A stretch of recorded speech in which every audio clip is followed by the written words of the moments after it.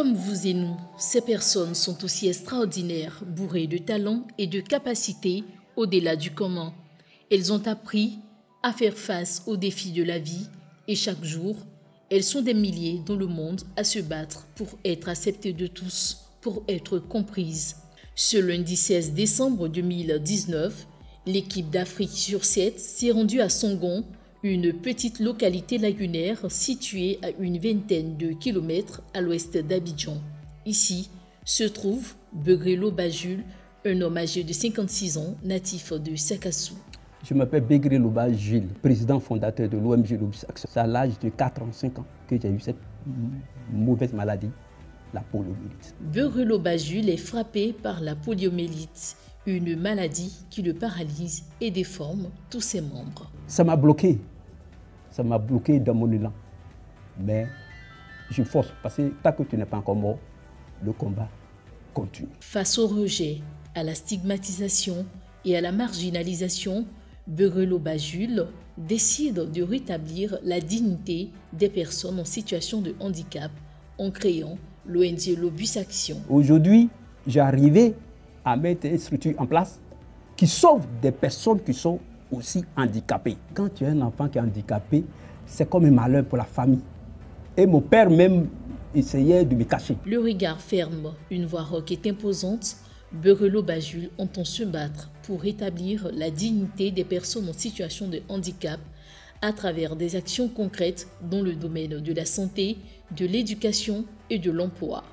Malgré le manque de moyens financiers et matériels, rien ne semble l'arrêter. Je me dis qu'il y a des grands hommes dans le monde entier qui ont posé des actes, mais pourtant eux-mêmes ils sont handicapés. Ils ont posé des actes. Mais je me dis que quand tu es handicapé, là, tu n'es pas fini. Franklin Delano Roosevelt, oui, le 32e président des États-Unis. Aujourd'hui, tout le monde rêve à travailler les Nations Unies. Est-ce qu'on sait qui a mis sa place? C'est un handicapé au pair. Il a été élu président 3 fois successives à la présidence des États-Unis. Donc moi, je ne me fonds pas sur mon sort. Quelquefois, on court vers le bonheur, mais des fois le bonheur vient. Avec son grand sens de l'humour, il n'aligne pas 3 phrases sans faire une blague. Époux et père de 3 enfants, dont il souhaite garder l'anonymat et toute discrétion, Begrelo Bajul évoque peu sa vie privée. Mais auprès de Begrelo Bajul se trouve un homme exceptionnel dont il ne cesse de vanter les mérites et le courage. Son nom, Poeri Vincent, directeur exécutif de Lobus Action. Un jeune homme de Songon Braté, engagé bien que valide auprès de l'organisation contre le gré de certains membres de sa famille.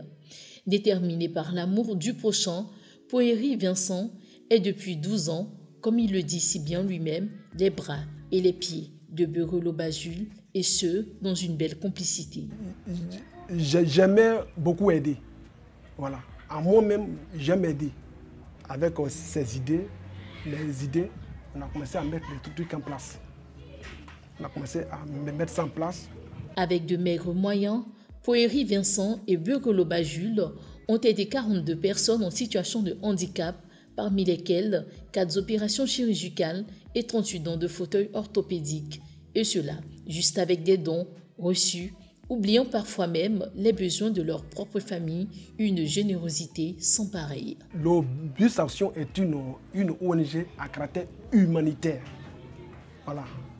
Elle lutte pour la restauration de la dignité des personnes en situation de handicap. On s'amuse avec la vie des personnes en situation de handicap, mais qu'on sache que c'est des cerveaux. Delano Roosevelt, le 32e, voilà, président des USA. Bon, quelqu'un qui est assis dans un fauteuil roulant, mais il a été élu.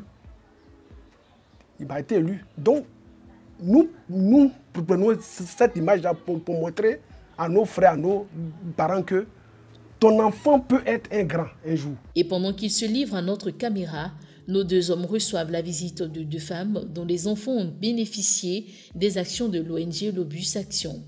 Aussitôt, elles tiennent à démontrer leur reconnaissance aux 2 hommes dont elles saluent l'humanisme. Je suis content, je suis trop content même. Je ne peux pas la remercier. C'est Dieu, celle qui, à cause de l'opération là, Grâce à Dieu, elle a une grande école. Elle a eu BPC. Maintenant, elle va en grande école. Ça m'a fait très mal de voir les enfants marcher. Mon enfant était dans ma main. Il ne pouvait pas s'épanouir, il ne pouvait pas rien faire. Je suis très heureuse de voir mon enfant marcher. Parce que ça m'a fait très mal de voir les enfants marcher. Mon enfant était dans ma main. Il ne pouvait pas s'épanouir, il ne pouvait pas rien faire. Il ne pouvait rien faire. Mon enfant était dans ma main, tout le temps sous mon dos. Je lui faisais porter des chaussettes. Il ne savait même pas que mon enfant allait marcher aujourd'hui. Grâce à l'ONG, mon enfant marche aujourd'hui. Il va à l'école, il est en classe de CP2. Un engagement qui n'est certainement pas des moindres. Cependant, beaucoup reste à faire quand l'on se penche sur la question de l'intégration économique et sociale des personnes en situation de handicap. Et pour en parler, direction le Plateau, centre des affaires d'Abidjan, la capitale économique ivoirienne. Alors, je dirige une direction qui s'occupe essentiellement de la promotion et de la protection des personnes en situation de handicap. Parce que les droits des personnes handicapées sont les mêmes que les droits de tous les citoyens. Donc, il s'agit essentiellement de la protection des droits humains des personnes en situation de handicap. L'éducation qui doit permettre à tous les enfants, à tous les citoyens qui sont handicapés ou pas, d'avoir accès à l'école et de devenir des citoyens de demain. Les personnes en situation de handicap ont droit à l'emploi. Voilà. Après le droit à l'emploi, il y a le droit à la protection juridique. C'est-à-dire le droit qui fait en sorte que la personne humaine soit respectée dans son intégrité physique et que la personne en situation de handicap ne doit pas faire l'objet de maltraitance ou de mauvais traitements, hein, comme évidemment le droit national et international protège toute personne physique, toute personne humaine. Je ne suis pas en train de dire que tout est rose, tout est fait. Je suis en train de vous dire que des efforts inestimables sont faits par l'État de Côte d'Ivoire pour faire en sorte que la question du handicap soit au cœur de ce que nous faisons. Leur seul objectif aujourd'hui est d'avoir une place digne et noble dans la société actuelle à l'ère de la mondialisation. Le mal, c'est qu'il n'y a pas de politique sociale établie qui donnerait des programmes et des projets qui permettent de prendre en compte les personnes handicapées. Vous allez voir les voiries même aujourd'hui qui se font, ne font pas en comptant avec ni les malvoyants, les malentendants, les personnes à mobilité réduite en fauteuil roulant et sur des cannes. Voilà, on a des difficultés véritablement. Les feux sonores, les feux tricolores ne parlent pas.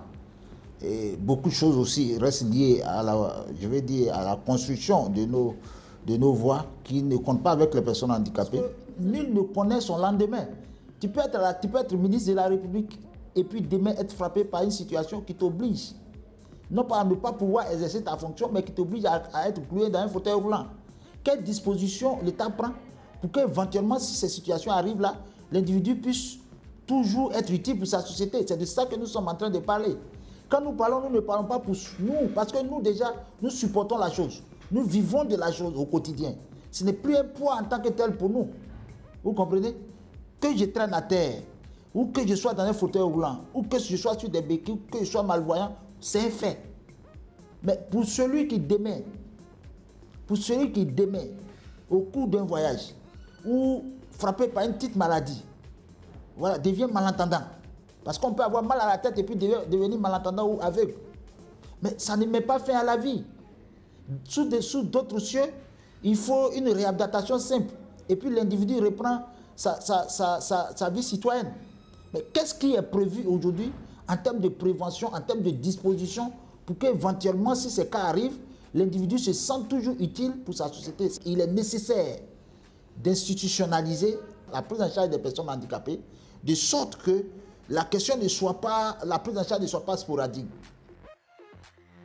Selon les Nations Unies, toute politique doit être faite avec les handicapés pour les personnes handicapées. Il convient aux décideurs, à l'État, de prendre les mesures pour permettre à ce qu'elles aussi puissent se prendre réellement en charge, afin qu'elles puissent bénéficier de façon équitable aux ressources qui sont mises à leur disposition des populations. Bien que l'État de Côte d'Ivoire soit doté d'une commission nationale de droits de l'homme qui exerce des fonctions de concertation, de consultation, de promotion et de protection des droits de l'homme en général, qui inclut ceux des personnes handicapées en particulier, nombreuses sont ces personnes en situation de handicap qui pâlissent et meurent de désespoir sans assistance. Il est temps d'incliner nos regards et de mettre en avant le sens même de l'humanisme.